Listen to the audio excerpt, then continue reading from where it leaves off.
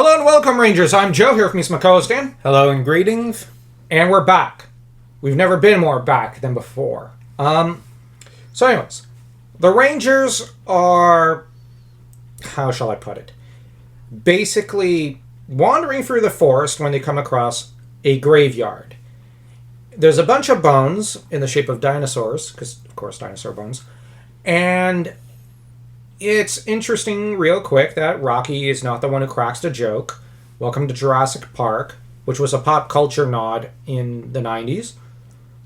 Yes, there was a Jurassic Park movie to all the young ones. You see, before there was slop Jurassic World nonsense, Jurassic Park came out in 1991. Really good movie, by the way. Really good movie. But anyways, the thing is, it's normally Rocky who cracks wise about this, like he would have at the beginning of the movie. But he's not right now because he's still angry about what Ivan did to Zordon. So instead it falls on Adam to try to lighten the mood. Naturally, Aisha thinks it's pretty funny.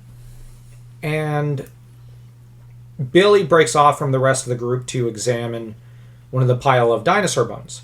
We then get this great camera effect in what is one of the best ways of showcasing an undead I've ever seen in film. We are seeing Billy from the interior of the beast, that is to say, within the pile of bones. Looking at Billy. Billy doesn't realize that this thing's actually looking back at him. So it's one of those great little scares, which, you know, it builds up, but there's no indication that this thing is undead. And it is undead, let's just be honest. And it's staring back at Billy, who proceeds to kind of react a little shocked when this thing comes alive. And, of course, the tail looms high over Billy as the one pile next to him gives away the deception of the first beast. Ironically, that second one's tail saved Billy's life, because he sees it from his periphery and just kind of glances, confused and surprised. But if that had not alerted him, if that thing hadn't moved, Billy would have died. That's kind of neat. And the way the bones, the zombie pretty much came to life, is a lot like an alligator or a croc. They pretend to be a log until something comes within range, and then they... That's what this one tried to do, but its companion alerted Billy without realizing. And Billy, of course, reacted in a hurry to roll out of the way, and, he was also partially knocked aside, gets up, only to roll away, because, twin undead dinos. And I just love how you then have Aisha and Kimberly react scared, and you have Adam looking pretty scared, and then you have Tommy with a WTF expression on his face.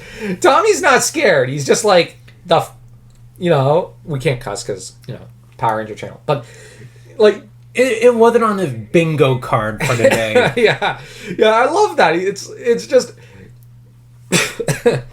It's like it was on the bingo card of the girls and Adam, and they're just scared. But with Tommy, it's like, okay, I didn't see this one coming. What the heck? I just, like... Jason David Frank really sold this scene, just with the WTF? Oh my gosh. I love the expression on his face. I just find it hilarious. I crack up every time I see it. I love the scene, but I always find it funny. And this is where things fall apart, as Billy's basically just trying to get the heck out of Dodge. Aisha, who was nearest to him, froze. The first dino comes after her. She starts screaming and backing out of the way, realizing she doesn't have any power. And Adams goes to charge in impulsively. Now, you can tell that Adam's still scared, but he's reacting on instinct. Like, it just seems to me like his brain's telling him, no, this is dumb. Even as he's just moving on reflex. He's not meaning to move, he's just kind of moving until he just comes to a stop and freezes. when his brain catches up with his feet and goes, "The heck are you doing?" And of course, the first one in action is Rocky, who grabs a spare bone, tries to smash this thing in the eye, breaks it on its head, and it, I just, like, that is one of another funny moment. I should not find this a comedy of errors, but it is. The fact that it was Rocky who moved first to protect Aisha should surprise no one. And it should also surprise no one that it's a Red Ranger who gets knocked down first. I'll be honest, whether it's Jason or Leo or Carter, they'd have been knocked down. No, like they would have just charged in, been knocked away. It is such a Red Ranger thing to do. And Rocky's immediately knocked out. And it's something that actually makes sense. As for Kimberly, she immediately freaks out, worried for Rocky. And this is where his color doesn't come in handy. They don't know whether he's bleeding or not because he's kind of wearing red. So, for all they know, they might have suffered a casualty. For all they don't know, they might not have. But he's going to be feeling that one in the morning. Or when he wakes up. Yeah, fair. And he's hot-headed enough to just jump back in. I would argue that when the blood gets going for Rocky, he'll react more impulsively than Carter or Leo. So, the thing is, for example, Rocky would just jump right back in, probably, if he woke up to the same thing without thinking about it too much. Whereas Leo, let's say this thing's going after, I don't know, whomever, his girlfriend of the week or one of the female rangers, he gets knocked out, he's going to get back up and go, okay, that was a bad idea. And we know this is how he'd react because he has reacted that way. And when he regains consciousness, he always goes, okay, that was not smart of me, what do I do next? Carter is the least likely to jump in that way, but he'd still, when waking up, go, bad idea. Okay, time to reassess situation. Jason, I will argue, would jump back in. Leo would just try long range afterwards. Because let's say he doesn't have his powers. He's going to try to figure out how to use the surroundings. Rocky's going to charge back in because friends and loved ones. And we have total pandemonium. This thing sets its eyes on Adam, who's still frozen, and I just like how Adam backs up a few steps, getting scared, and then goes, uh-oh, realizing it's making a perfect trajectory for him. So he does the instinctive thing again. But this is where, honestly, Adam is so darn clever. I'd just turn around and start running away. That's what Tommy later does. What does Adam do? Rolls underneath it. I think that's really smart, actually. He's the only one who gets the idea that it's so big, just roll underneath it. But it's so dumb. It's such a dumb idea. Because, if this thing sits down, you're dead. If it just swoop up, you're dead. If it decides to chow down. But he outfoxes it by doing what it never saw coming. Rolls underneath. Kimberly, on the other hand, is the new target, because she was standing right next to Adam, without Adam having noticed, and she bails. Now, I'm going to make the argument, had Adam known she was there, he probably would have grabbed her and rolled her with him. He's done that sort of thing before. But Kim breaks and runs and goes to hide in a pile of bones. Honestly, not the best idea considering all these pile of bones keep coming to life. Or unlife? Something like that. And she, of course, starts screaming for Tommy. This would later get memed by GDF and other Power Ranger actors. But here's the thing. This didn't happen very often in the first 2 seasons of Power Rangers. Usually it was actually Kim saving everyone else. And it did occur that she would save Tommy in particular when he was Green Ranger. Honestly, it got so embarrassing and emasculating when it comes to Tommy. It's just he constantly needed the rescuing. And it was always her, or I think Zach a few times, or Billy, who had to rescue him. And a few times, Jason. But when White Ranger, Tommy was doing more of the saving of others. Thank heavens. Interestingly, the Green Ranger powers would prove more useful and much more powerful when, like, with the Master Morpher and whatnot later on, which is really cool. But at this stage, Tommy reacts on instinct, because of course he does. Now, he was kind of frozen, but it seems like he was trying to figure out strategically how to rally his team, because Rocky's out, Aisha and, well, Billy are basically MIA. Like, they're running around. And you have, of course, Kim, who's out. So that's the co-team leader who's out. Who's basically, if she moves the wrong way, she's going to get eaten. So it falls on Tommy to save the entire team. Again. So, what does he do? Well, charges in. And grabs Bone, sticks an eye. You know, an eye for an eye and whatnot leaves the entire world blind. That wasn't very nice of him. I don't believe in an eye for an eye, a tooth for a tooth. But I guess Tommy does. I'd say he'd be dangerous because he'd poke someone's eye out, but the creature no longer has any eyes. Yeah. But I just like how he just once he realizes he's teed it off, he just drops the bone and goes, uh-oh, and turns around. This is such a comedy of errors scene. You could almost put the do thing in the background. The Power Rangers are just screwing up here. And this is not their best fight. This is actually kind of embarrassing. I love them to bits. This is my favorite team, but they are so embarrassing here.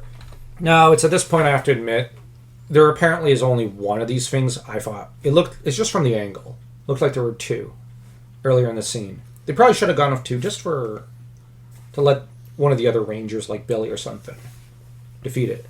But so this thing screwed itself over with the tail thing because it was its own tail agitating all around. That's a long tail, but it doesn't look like it has that long a tail in some of the other shots. Such a weird camera angle. But Tommy, of course, pulls out the key bone that knocks it down. After, of course, his team threats and worries over him. Now, I will chalk up the failures in this battle scene up to Tommy to an extent. It's his job as leader to rally the team.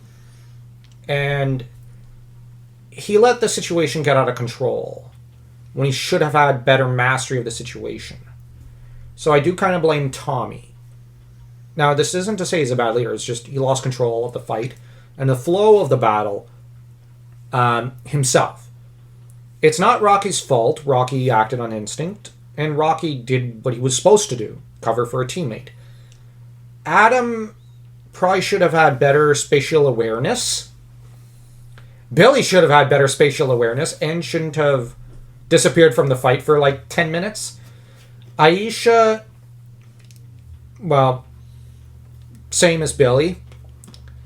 So, Kimberly, I would argue, did nothing wrong because the entire team basically, well, not. Rocky tried to pull through and half the team ditched. So she was basically left scrambling and going, who in the what now? Where'd my team go? And Tommy froze to an extent, but shouldn't have. It's his job not to. So I put less pressure on Kim because,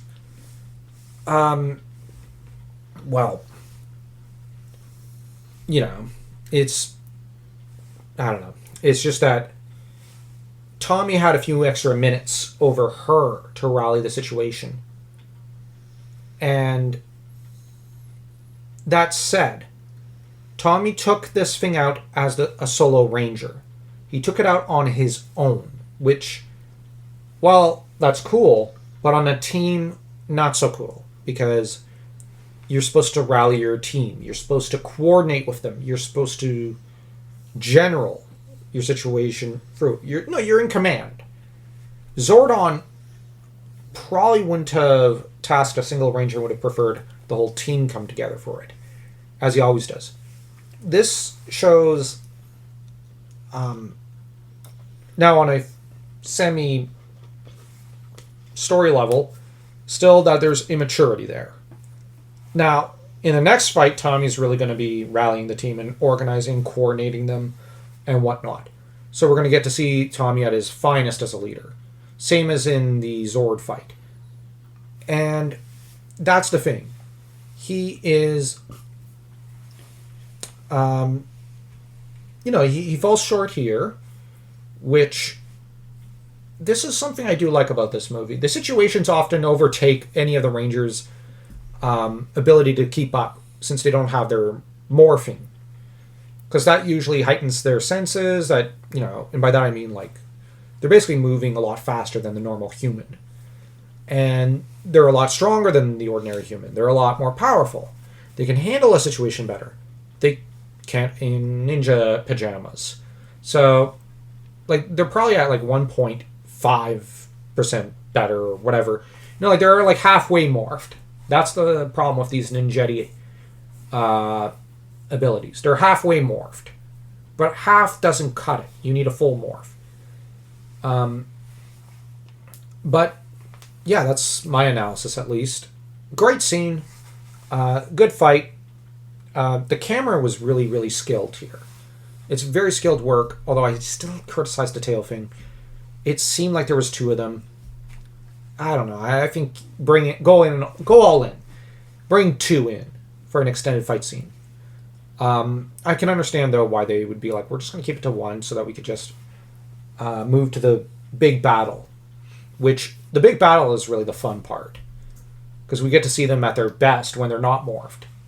And I absolutely love that fight scene.